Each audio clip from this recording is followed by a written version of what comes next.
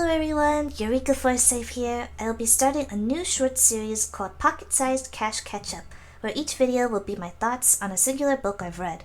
In this short, I will be talking about Matthew Lyons' book, A Mask of Flies.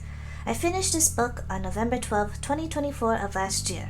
Here is a short, non-spoilery summary about the book. Anne Heller is a criminal who has to pick up the pieces after her crime crew badly fudges a bank heist. I enjoyed this book more than I initially thought.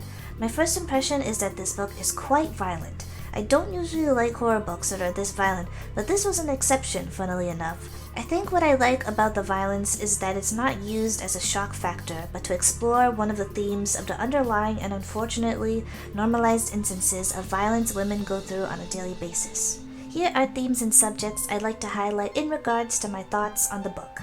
I enjoyed how one of the core themes, intergenerational trauma, is explored in this book. It was done in a very heartfelt and nuanced way, which I really appreciated. I also really enjoyed the body snatching concept in A Mask of Flies as well. I won't get into too many details about it since it'll go into spoiler territory, but it involves insects is all I'll say. Another aspect I really appreciate in this book is how the cult that is involved in this book doesn't really take center stage, but is kind of like a lingering menace in the background. It makes the cult and its followers more intimidating. I think one of the problems of cult-centric horror not working is that the people involved feel cartoonish and not realistic.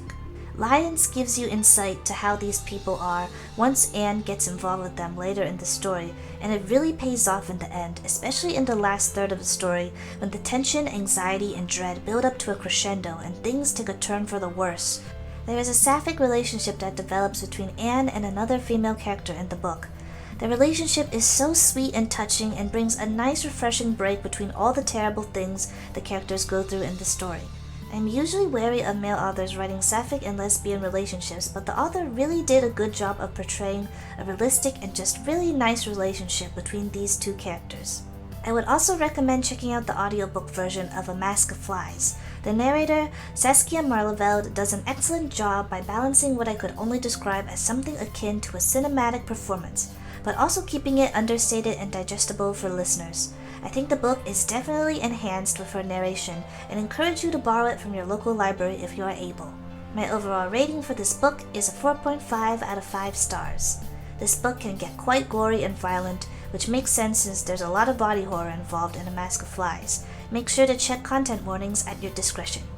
Let me know if this piqued your interest or not, and also let me know what you think of the book if you've read A Mask of Flies as well. I hope you all have a good rest of your day or night wherever you may be in this big world. IDO Unit 01 Eureka Forsyth signing off. Bye bye!